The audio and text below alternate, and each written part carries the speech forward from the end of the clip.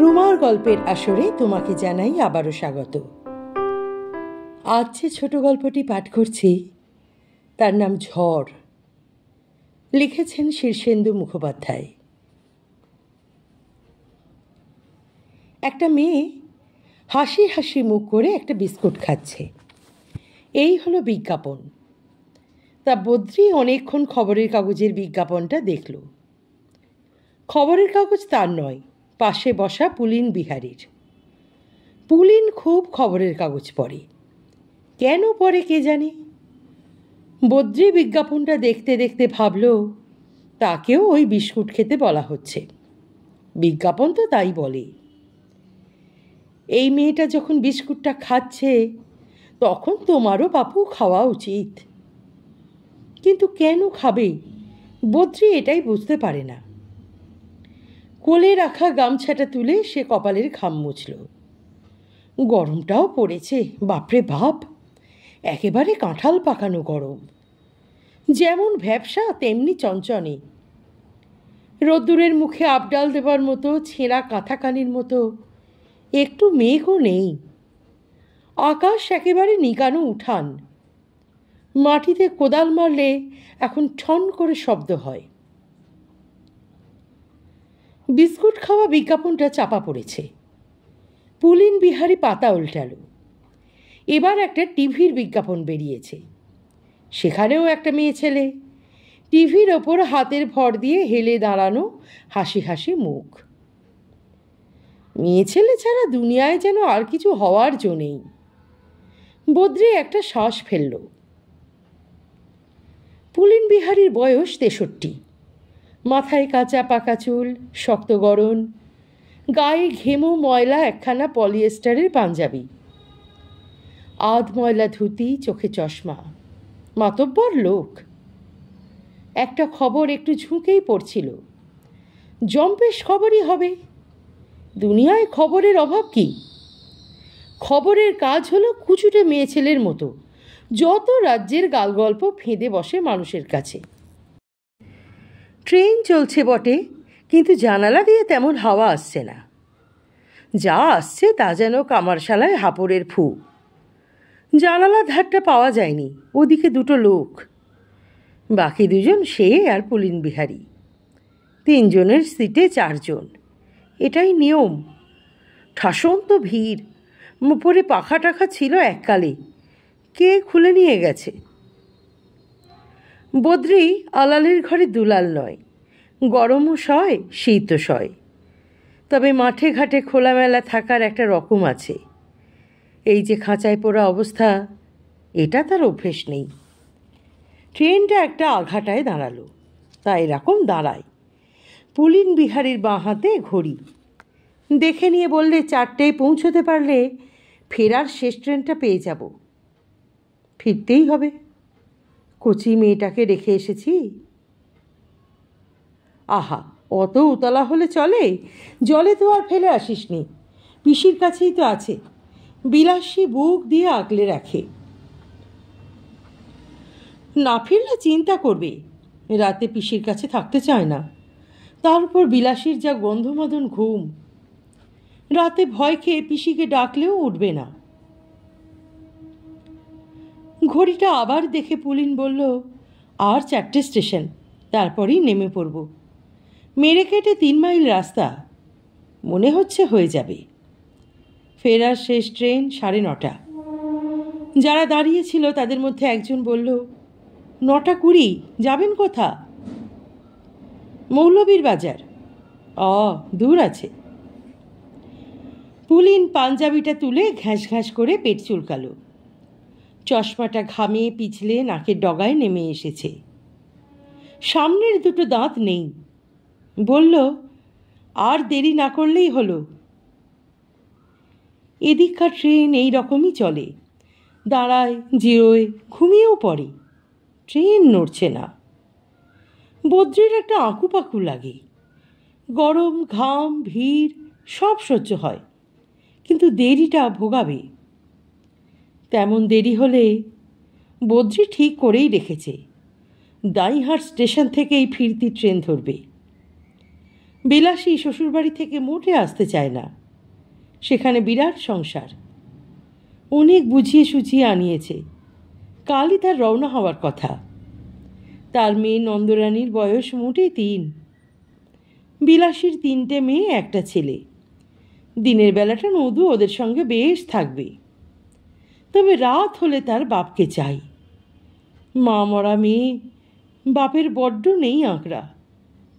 বাপের দিক থেকে একটা একরকমের ভাবনা থাকে, আবার মেয়ের দিক থেকেও অন্য রকমের ভাবনা আছে। এমনটা হতে পারে মেয়ে বাপের কথা তেমন ভাবছে না, যেমনটা মেয়ে ভাবছে বলে মনে করছে তেমনটা নয়। পুলিন্দা, কি হবে? পুলিন একটা ময়লা রুমালে নাক মুছল, চশমাটা ফের নাকে বসিয়ে বলল, অত ভাবছিস কেন? খবরের কাগজটা ভাঁজ করে একটু হাওয়া খাওয়ার চেষ্টা করল পুলিন। পুলিন বিহারীর পিছুটান তেমন নেই। গায়ের মাতব্বর হলে কি হয়, বাড়িতে বিরাট সংসারে তেমন পোছে না কেউ। ছেলেরা লায়েক হয়েছে, মেয়েদের বিয়ে হয়ে গেছে। পুলিন বিহারীও নানা কাজে বারমুখ, যেখানে সেখানে দেহখানা রাখলেই হয়। 2-4 দিন তার খোঁজও হবে না। পুলিন বলল, কাজটা আসল না ফেরাটা আসল? ভারী তো কাজ, বলে বদ্রি মুখ ফিরিয়ে নিল। কে একজন বিড়ি ধরিয়েছে, তার ঝাঁঝালো গন্ধ আসছে এই দিকে। এই দমবন্ধ অবস্থায় বিড়ির গন্ধ যেন আরও গরম করে দিল কামরাখানা। চারদিকে অনর ভিড়, তবে গোলমালটা কম। গরমে হাঁফসে গিয়ে লোকের আর কথা বলার মতো দম নেই। শুধু শালা সুমন্দির পুত রেল কোম্পানির ইয়ে করেছে, গোছের কয়েকটা কথা কানে এলো। গাড়ি একটা স্তিমিত ভোঁ দিয়ে অবশেষে ছাড়ল। পুলিন ঘড়ি দেখে বলল, হয়ে যাবে। কি হয়ে যাবে? সময় থাকবে হাতে, ভাবিস নেই। আরও 4টে স্টেশন, তার মধ্যে কত কি হয়ে যেতে পারে। পুলিন মুখটা কুঁচকে বাইরের দিকে চেয়ে রইল। আজ রোদটাও উঠেছে, চারদিকটা যেন স্টিলের বাসনের দোকান হয়ে গেছে। পরের স্টেশনটা কাছেই ছিল। থামতেই কিছু লোক নামায় কামরাটা কিছু হালকা হলো। জানালার দিকের 2টো লোক উঠল বটে, কিন্তু বদ্রি ওদিকে এগোলো না। তেরছা হয়ে রোদ পড়ছে জানালা দিয়ে। ঝালমুড়ি, শশা আর দাঁতের মাজনের ফিরিওয়ালারা হেদিয়ে পড়ে নেমে গেছে। একটা বাচ্চা চাওলা উঠে হাঁক মারছিল। পুলিন বলল, চা খাবি? ও বাবা, এই গরমে চা? বিষক্ষয়। আমার দরকার নেই, তুমি খাও। পুলিন চা নিল, চুমুক মেরে বলল, আগে অটোরিকশা সব যেত, রাস্তাটা 2 বছর আগে এমন ভাঙল যে আর কিছু করাই যায় না। দেশের অবস্থা যে ক্রমেই খারাপ হচ্ছে এটা জানে বদ্রি, তবে তাতে তার বিশেষ আসেও না যায়ও না। সে উদয়াস্ত খেয়েতে পড়ে থাকে, শরীরখানা পাত করে তবে অন্য জোটে বরাবর। এ ব্যবস্থার ভালোও নেই মন্দও নেই, চলে যায়। খরা বন্যা হলেই যা বিপদ। পরের স্টেশনে দুর্দার লোক নামতে লাগলো দেখে বদ্রি একটু অবাক হলো। পুলিন বলল, আজ হরিপুরের হাট, চৈত্র সংক্রান্তির মেলাও বসেছে কদিন হলো। হরিপুরের জন্যেই ভিড়, নইলে ট্রেন ফাঁকা যায়। বড্ডই ফাঁকা হয়ে গেল, গরমটাও যেন খানিক উড়ে গেল খোলা বাতাসে। পুলিন চায়ের ভাঁড়টা এতক্ষণ ফেলেনি, হাতে ধরেছিল। এবার সেটা জানালার বাইরে ছুঁড়ে ফেলে দিয়ে বলল, তোর কপালটা ভালো, বুঝলি? বিয়েটা যদি লেগে যায় দেখবি কপাল খুলে যাবে। ভালোর তো লক্ষণ দেখছি না, যাত্রাটাই খারাপ হলো। ট্রেন যা লেট মারছে, স্টেশন থেকেই না ফিরতে হয়। কথাটা গ্রাহ্য করল না পুলিন। বলল, স্বয়ং কাত্যায়নীর সংসার, বুঝলি তো? 1 ছটাক বাড়িয়ে বলা নয়, এই তল্লাটের সবাই জানে। অজাপুর থেকে বউ এলো, 13 বছর সবে বয়স, একেবারে লক্ষ্মী প্রতিমা। গাঁয়ে ঢুকতেই 2 বছরের খরা কেটে বৃষ্টি নামল, গাছে গাছে ফলন। বউ যেখান দিয়ে যায় যেন লক্ষ্মীর পায়ের ছাপ পড়ে। বাসুরকে ভাত দিতে গিয়ে বিপত্তি, ঘোমটা পড়ে গেল। 2 হাত জোড়া, কি করে? সবাই দেখতে পেল বউ আর এক জোড়া হাত বার করে ঘোমটাটা তুলে দিল মাথায়। ও গপ্প আগে শুনেছি, বলেছি নাকি তোকে? তুমি বলনি, অন্য এক বউ সম্পর্কে এইরকম আর একজন কেউ বলেছিল। ও যে এই বউয়েরই গল্প, 5 মুখে ছড়িয়েছে, এই তল্লাটে সবাই জানে। তা না হয় হলো, কিন্তু সে যে পুরনো কাসুন্দি, তোমার খুড়োর মেয়ে তো আর সে নয়। ওরে, ওনারা যে পরিবারে আসেন সেই পরিবারটাই যাতে উঠে যায় কি না, ওরা একটা ধারা থাকে। কতকাল আগেকার কথা সব, ওর ধারা নেই গো পুলিন্দা। তা 1-150 বছর হবে, তেমন কিছু বেশি দিনের কথা নয়। ধর আমার বাবার বয়স। ধরলাম, কিন্তু তাতেও সুবিধে হচ্ছে না। যদি সেই ধারাই হবে তাহলে আমাকে পাত্তর ঠাউরাচ্ছ কেন?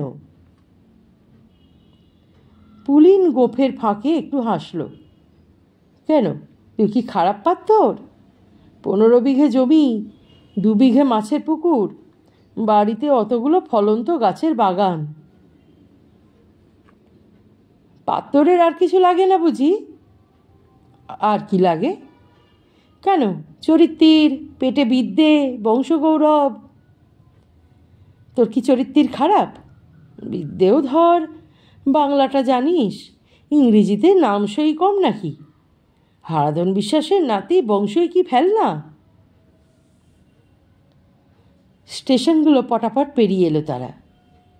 পুলিন একটু হুটোপাটা করে উঠল। ওরে নাম নাম, সামনের স্টেশনটাই, গাড়ি ধীরে এলো। নেমে পড়ল তারা। পুলিন ঘড়ি দেখে একগাল হেসে বলল, দেরি করেনি রে, 4:05। হেসে খেলে 9:30 গাড়ি পাবো। তোমার 3 মাইল যদি 4 বা 5-এ দাঁড়ায় তাহলে অন্য কথা। ওরে না না, অত নয়। উদম মাঠের ভিতর দিয়ে পথ, পাকা না হলেও রাস্তাটা পাথরকুচির ছিল বটে, তবে বহুকাল সারানো হয়নি, ভেঙে টেঙে একসা। পুলিন বলল, এইবার রাস্তাটা স্যাংশন হয়েছে, সারানো হবে। সামনের বছর যখন জামাই ষষ্ঠীতে আসবি তখন পাকা রাস্তা দিয়ে অটোয় চেপে হাসতে হাসতে গোফে তা দিতে দিতে আসবি, বুঝলি? গাছে এখনো কাঁঠালের ফুলটিও আসেনি গো, গোফে তা দিয়ে হবে কি? দ্বিতীয়বার ছাদনাতলায় বসার ইচ্ছে নেই গো মোটে। তুমি ধরে নিয়ে এলে বলে আশা। নদুকে আমি সৎ মায়ের হাতে দেব ভেবেছে নাকি? আচ্ছা আচ্ছা, আগে দেখ তো, কাকা বলে ভাবিস নি যে বড়?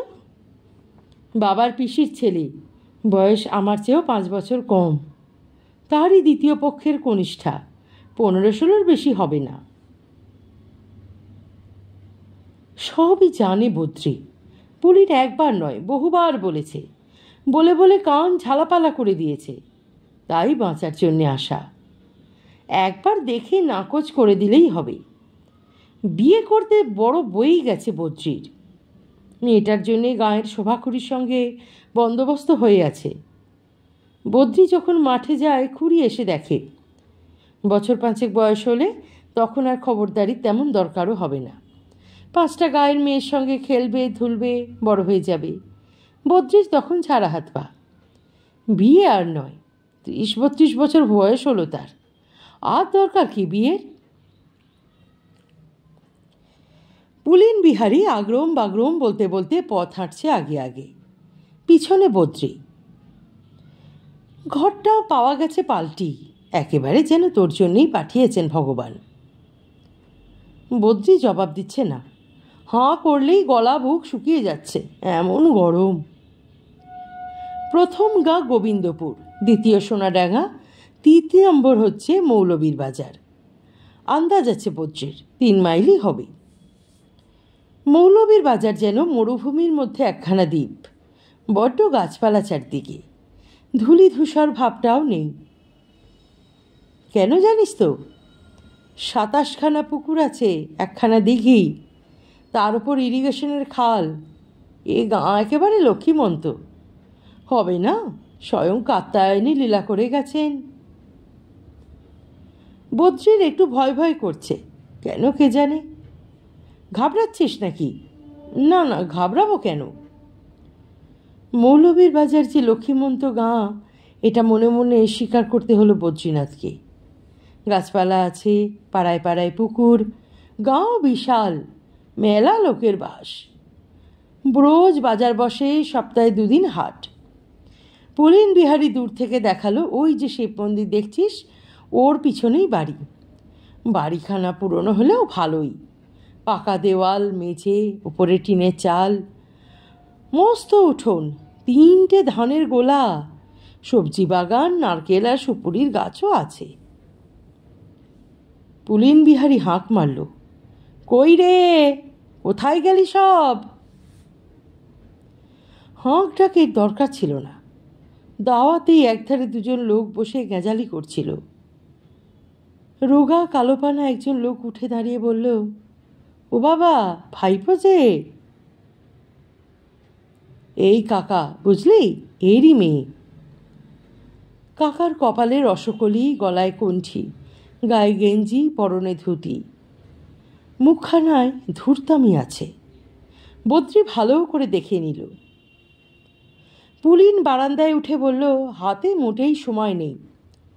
3:30 উঠেছি, রাত 9:30 ফিরতি ট্রেন, বুঝেছ তো? সম্পর্কে খুড়ো হলেও বয়সে কম, ফলে সম্পর্কটা ঘোরালো। খুড়ো কদম দাস বলল, আজই ফেরত যাবে কেন? চোথ সংক্রান্তিতে মেলা বসিয়েছি, এবার 2 দিন থেকেই যাও। ঘন ঘন মাথা নেড়ে পুলিন বিহারী বলল, না না, এই বদ্রির জন্যেই আসা। তা আর তার থাকার উপায় নেই কি না? বলেই গা থেকে জামা খুলে ফেলল পুলিন বিহারী। তার সারা গায়ে দগদগ করছে ঘামাচি। বলল, হাত পাখা দাও তো একটা, আর ডাব। কদম দাস তাড়াতাড়ি ভিতর বাগে গেল। যে লোকটা বসে এতক্ষণ কদমের সঙ্গে কথা বলছিল, সে এবার উঠে কাছে এসে বললে, এদিকটায় রোদ, ওদিকটায় ছায়া আছে। বদ্রি এই লোকটাকেও ভালো করে দেখল। বয়স অল্পই, ছোকরা গোছে, ভারী বিনয়ী, নরম সরম ভাব। পুলিন বলে উঠল, একরাম নাকি রে? আগে, তোর মোকদ্দমার কি হলো? চলছে। মোকদ্দমার কথায় পুলিনের আলাদা উৎসাহ আছে। মামলা মোকদ্দমার ব্যাপারটা সে খুব পছন্দ করে। পাঞ্জাবিটা কাঁধে ফেলে বলল, ফাঁকে চল তো, শুনি ভালো করে। বদ্রি দেখল কথা কইতে কইতে তারা ফটক অবধি গিয়ে দাঁড়ালো। কথা আর শেষ হয় না। মামলা মোকদ্দমার কথা শেষ হওয়ারও নয়। কদম দাস সঙ্গে একটা রাখাল গোছের ছেলেকে নিয়ে বেরিয়ে এলো। রাখাল ছেলের 2 হাতে কাটা ডাব। জলটুকু খেয়ে নাও ভাই, তারপর অন্য ব্যবস্থা হচ্ছে। ডাবটা হাতে নিয়ে বদ্রি বলল, 1 ঘটি জলও দেবেন, বড্ড তেষ্টা। হ্যাঁ হ্যাঁ, ওরে পুটু, শিগগির গিয়ে কুয়ো থেকে জল তুলে নিয়ে আয়। রাখাল ছেলেটা দৌড়ালো। ও ভাইপো, ডাব খাবে না? পুলিন বিহারী হাতটা তুলে বড়া ভয় দেখালো, কথা থামল না। ডাবটা শেষ করে বদ্রি ঢকঢক করে ঘটির জলটাও মেরে দিল। ভিতরটা একেবারে ঝামা হয়েছিল এতক্ষণ। রাখাল ছেলেটা 2টো লোহার চেয়ার এনে বারান্দায় পেতে দিয়ে বলল, উঠে বসুন। দাওয়ার দড়িতে একটা মোটা চাদর ঝুলিয়ে ছায়ার ব্যবস্থাও হলো। হাত পাখা চলে এলো। কিন্তু মুশকিল হলো ওই পুলিন বিহারীকে নিয়ে। তার কথা আর শেষ হচ্ছে না। একরামকে নিয়ে হাঁটতে হাঁটতে আরও তফাৎ হলো। তারপর চোখের আড়াল। কদম দাস বোধহয় ভিতর বাড়িতে খবর করতে গিয়েছিল। হঠাৎ বদ্রি দেখতে পেল ঘরের দরজায় কিছু মেয়ে মানুষের ভিড় আর ঠেলাঠেলি। দু চারটে কচি কাঁচাও আছে। বদ্রি আজ দাড়ি কামিয়ে গোঁফ ছেটে এসেছে। গায়ে একখানা সবুজ পাঞ্জাবি, পরনে তাঁতের ধুতি।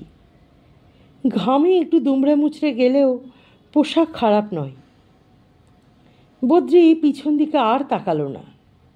হাত পাখায় বাতাস খেতে খেতে যে ব্যাগ খেলে পুলিন বিহারীর 14 পুরুষ উদ্ধার করছিল মনে মনে, বিপদের মুখে ফেলে কোথায় যে হাওয়া দিল। কাণ্ডজ্ঞান বলে যদি কিছু থাকে, বদ্রিকে একটা লজ্জার অবস্থায় ফেলে এরকম চলে যাওয়াটা কি ভালো হলো? রাখাল ছেলেটা একখানা আগাম টুল মুখোমুখি পেতে দিয়ে চলে গেল। তাতে এসে বসলেন একজন রোগামতো বুড়ো মানুষ। তার সাদা গোঁফ, গায়ে গেঞ্জি, গায়ের রং তামাটে, গলায় একটু চাপা কফের শব্দ হচ্ছে, মুখে আপ্যায়নের হাসি। বাবা জীবনের কথা খুব শুনেছি বিপিনের কাছে। এই সব কথার জবাবে কি বলতে হয় তা বদ্রি জানে না। তার একবারই বিয়ে হয়েছিল, তাতে মেয়ে দেখার ঝামেলা ছিল না। মেয়ে দেখে রেখেছিল জ্যাঠিমা। দিন ঠিক হলে সেই দিন ক্ষেত থেকে একটু সকাল সকাল ফিরে বরযাত্রীদের সঙ্গে রওনা হয়ে পড়েছিল। পাশের গাঁয়ের মেয়ে ট্যাং ট্যাং বাজনা বাজিয়ে বিয়ে হয়ে গিয়েছিল। ঝুট ঝামেলা ছিল না। টানা 5 বছর সংসার। এই বছর দেড়েক আগে বাসন্তীর কী যে রোগ হলো ধরাই গেল না। পেটে ব্যথা বলে যখন তখন অজ্ঞান হয়ে যেত।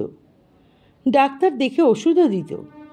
তারপর বাড়াবাড়ি হওয়ায় শহরের হাসপাতালে নিয়ে গেল। তখন শেষ অবস্থা। ডাক্তার বলল দেরি করে ফেলেছেন, অ্যাপেন্ডিক্স বাস্ট করে গেছে, নইলে আজ এই ঘেমো দুপুরে এই ঠেঙিয়ে আসতে হতো না। বুড়ো একটা দীর্ঘশ্বাস ফেলে বলল, এই বংশের মেয়ে যে সংসারে যায় সেই সংসারে সুখ একবারে খুলে পড়ে, বুঝলে? স্বয়ং কাত্যায়নী এ সংসারে এসেছিলেন তো আমার প্রপিতামহের আমলে, বুঝলে? খুব রোখাচোখা পুরুষ ছিলেন, আবার দেবদ্বিজে ভক্তিও ছিল খুব। তা আমার প্রপিতামহী এলেন, নামেও কাত্যায়নী, কাজেও কাত্যায়নী। আগে সে গল্প শুনেছি, সবাই জানে কি না? এই বংশের খুব নাম। তা তোমার কটি ছেলে পুলে? একটি মেয়ে, 3 বছর বয়স। ভালো হাতে পড়বে, সৎ মা বলে ভাবতেও পারবে না কখনো। খুব ঘামছে বদ্রি। আরও জনাকয় এসে আশপাশে দাঁড়িয়েছে। তাদের মধ্যে একজন বেশ জাদরেল চেহারার মহিলা। লজ্জায় সংকোচে তাকাতে পারছিল না বদ্রি। এই দিকটাতে ভিড় হওয়াতে বাইরের হাওয়া আসতে পারছে না, গরম হচ্ছে। জাদরেল মহিলাই হঠাৎ বললেন, ওরে খুবলো, বাতাস কর না, কত দূর থেকে এসেছে, গরম হচ্ছে। খুবলো একটা বছর 15-16 ছেলে। পাখাটা টেনে নিয়ে বাতাস করতে লাগলো। উৎসাহের চোটে 2-1বার ফটাস ফটাস করে পাখার চাঁটিও লাগিয়ে ফেললো মাথায়। মাথাটা একটু নামিয়ে নিল বদ্রি। এরা যে কার কে হয় তা বুঝতে পারছে না সে। অবশ্য বোঝার বিশেষ দরকারও নেই। তার এখন লক্ষ্য হলো রাত 9:20 শেষ ট্রেনটা দেখা। মেয়েটা বাপ ছাড়া থাকতে পারবে কি?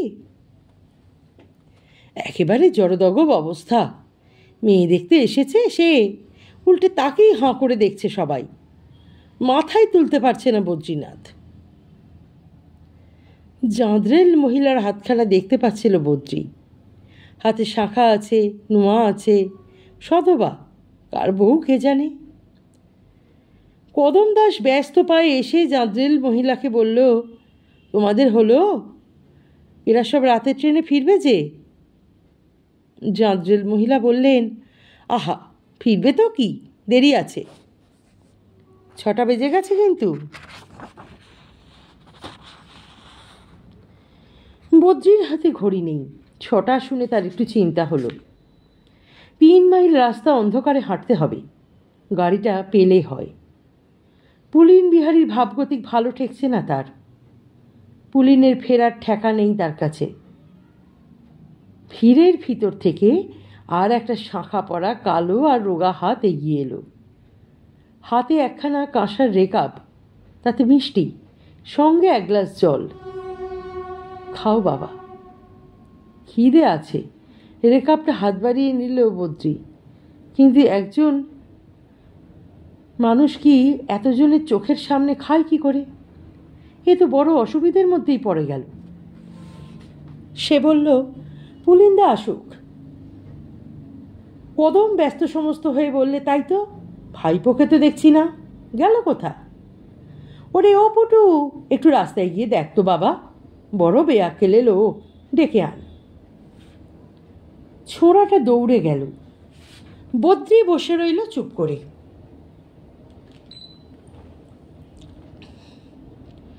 হাত পাখা চলছে, তবু ঘামছে। গামছাটা ব্যাগে ঢুকিয়ে নিয়েছিল, কিন্তু এদের সামনে সেটা বের করা যাচ্ছে না, লজ্জা হচ্ছে। পুলিন বেশি দূর যায়নি, এসে গেল। আগর ঠেলে ঢুকতে ঢুকতেই বলল, ওরে বাবা, উকিলের ওপর ছেড়ে দিলে কি আর মামলা জেতা যায়? তদবির হলো আসল কথা, উকিলের কি, দক্ষিণাটি নিয়ে কথা কয়ে ছেড়ে দেবে, পয়েন্ট দিতে হবে না।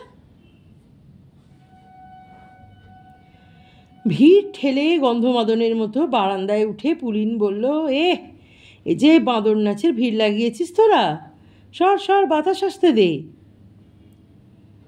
তাকেও একখানা রেকাব ধরানো হলো। পুলিন খেতে খেতে বলল, একরামকে জোরালো কয়েকটা পয়েন্ট ধরিয়ে দিয়েছি, খুব খুশি।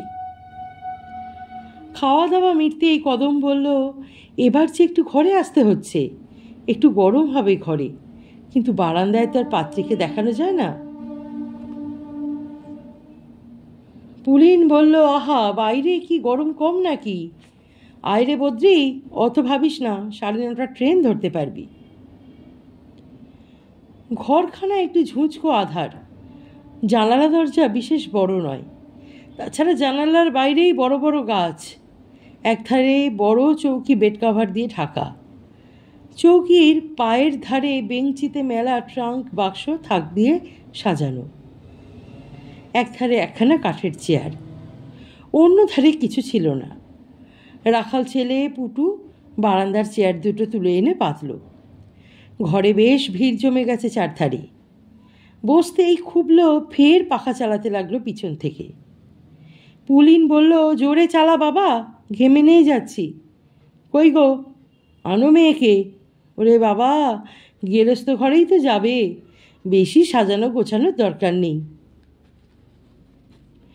অন্দরমহলের দরজায় একটু ঠেলাঠেলি পড়ে গেল, মেয়ে আসছে। একটু কেমন ভয় ভয় করছিল বদ্রির, মেয়ের আবার চারখানা হাত বেরোবে না তো। ভিড় ঠেলে যাকে আনা হচ্ছিল তার দিকে বদ্রি চাইতেই পারল না। দেওয়ালে একখানা পাখির বাঁধানো ছবি দেখছিল, হলুদ রঙের পাখি। কি পাখি কে জানে বাবা, সুতোর কাজ।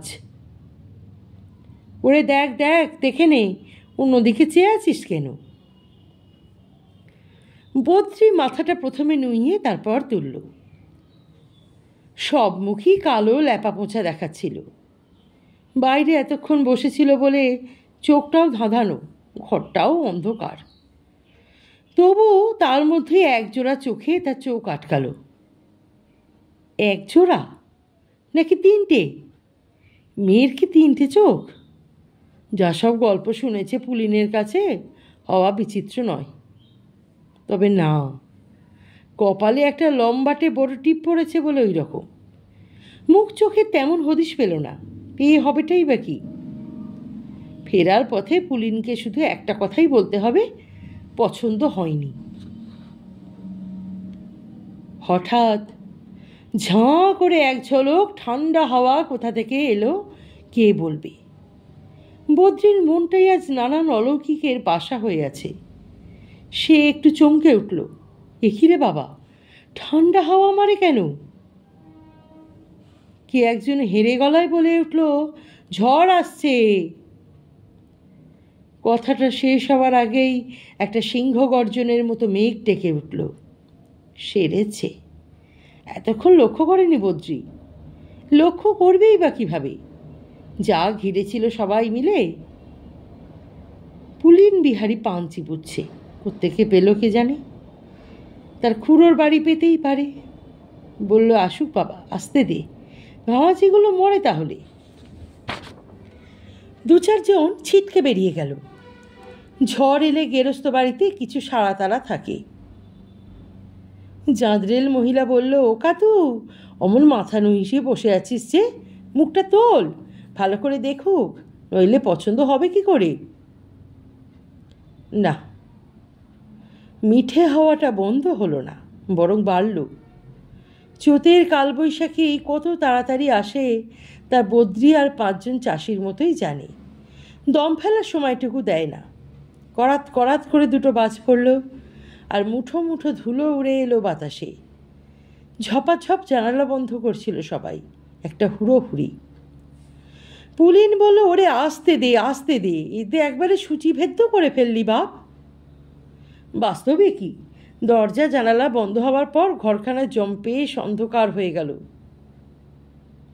হঠাৎ বাইরে তুমুল গর্জন করে একটা বড় হাওয়ার মটকা টিনের চালে মটমট করে শব্দ করে গেল। 2 নম্বর ঝটকায় দরজাটা নড়ে উঠল মরমর করে। তারপর একেবারে হুঙ্কারে চেপে উঠল চারদিক। বাইরে চেঁচামেচি, দৌড়োদৌড়ি, ঠাস ঠাস কপাট জানালার শব্দ। ঝড়ের গর্জনে ঘরের ভিতরকার কথাবার্তাও চাপা পড়ে গেল। কানে তালা ধরিয়ে বাজ পড়ল কোথাও, খুব কাছেই। বদ্রির অবশ্য ভয় নেই। প্রতিবারই খোলা মাঠেই ঝড়ের সঙ্গে তার 2-4 বার দেখা হয়। ঘরে বসে সে শুধু শব্দটা শুনে তাণ্ডবটা কীরকম তা আন্দাজ করছিল। বেশি বাড়াবাড়ি হলে ট্রেনটা পিছলে যাবে। আচমকাই ফের মনের ভুল, নাকি চোখের বিভ্রম। পরিষ্কার দেখল সে, একটা নয়, দুটো নয়, 3-3টে চোখ অন্ধকারে 3টে প্রদীপের শিখার মতন জ্বলছে, স্থির। না, আজ তার মাথাটাই গেছে। কোথায় কি, ঘর যেমনকে তেমন অন্ধকার। তার মধ্যেই পুলিন টর্চ জ্বালালো। পাত্রীর চেয়ার ফাঁকা, উঠে গেছে কোন ফাঁকে। ঘরের ভিড়ও পাতলা হয়ে গেছে। সেই বুড়ো জাঁদরেল মহিলা আর কদম দাস দাঁড়িয়ে। পুলিন বলল, এ তো মুশকিল হলো রে, যাবি কি করে? 5-10 মিনিটের বেশি তো আয়ু নয়, থেমে যাবে, বদ্রি বলল। সে যাবে, কিন্তু রাস্তাটার কি অবস্থা হবে জানিস? একটু হাসল বদ্রি। সে হেলে চাষা, জলকাদা ভেঙে চাষ, এসব বাবু ঘেঁষা কথা শুনলে তার মায়া হয়। ঝড়ের তারস বাড়ল, বৃষ্টিটা এখনো শুরু হয়নি। কদম দাস বলল, আমের বোলগুলো সব গেল। পুলিন বলল, যাই যাক, তবু ঠান্ডা হোক, চাষবাস লাঠে উঠতে বসেছিল। তা বটে, চালের টিন ধরে টানাটানি করছে ঝড় বাবা জীবন। উপারায় আর কি। কদম দাস ঊর্ধ্বমুখে চেয়েছিল। চালের নিচে কাঠের পাটাতন, পাটাতনে রাজ্যের জিনিস। এই ঘরের না হলেও অন্য কোনো ঘরের টিন মরাত করে উল্টে গেল বটে। বিকট শব্দে সেটা আছড়ে পড়ল কোথাও। 2টো গাছ ভেঙে পড়ার শব্দ হলো পরপর। সুপুরি আর জাম গাছটা গেল। কদম দাস শুকনো মুখে বললেন। পুলিন টর্চটা নিভিয়ে বলল, অবদ্রি। বদ্রি বলল, ঘড়িটা দেখো পুলিন্দা, 6:32। টাইম দেখে হবে কি, ঝড় না থামলে তো নড়াচড়ার উপায় নেই। এরপর খানিকক্ষণ কথাবার্তা বন্ধ।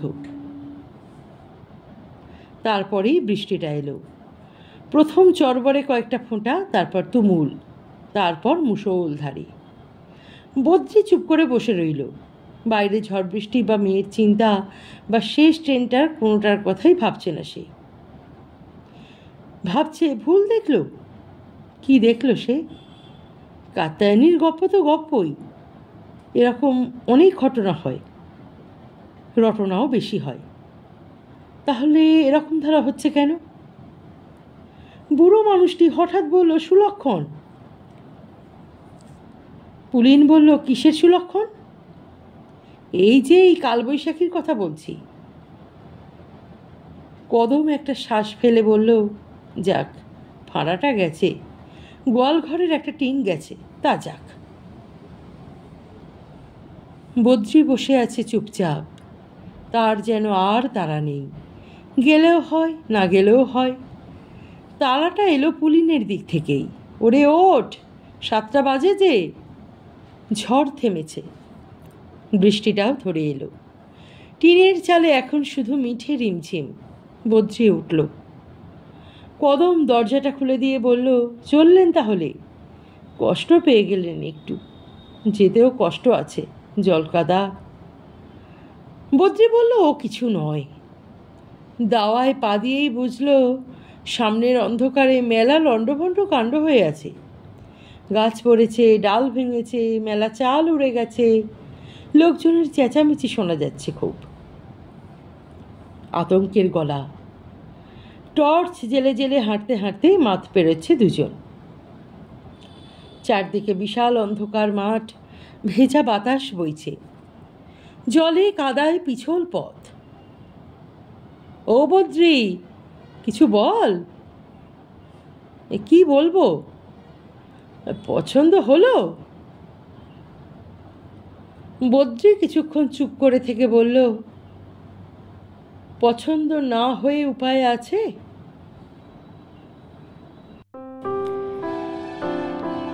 আজকের গল্পটি কেমন লাগলো তোমার মূল্যবান মতামত অবশ্যই কমেন্ট বক্সে লিখে জানিও। গল্পটি ভালো লাগলে একটি লাইক করে দিও, শেয়ার করে দিও পরিচিত এবং প্রিয়জনদের মধ্যে। আর যারা এখনও চ্যানেলটি সাবস্ক্রাইব করনি, চ্যানেলটি সাবস্ক্রাইব করে সঙ্গে থেকো। অনেক ধন্যবাদ গল্পটি শোনার জন্যে। অপেক্ষা করো পরবর্তী গল্পের জন্যে।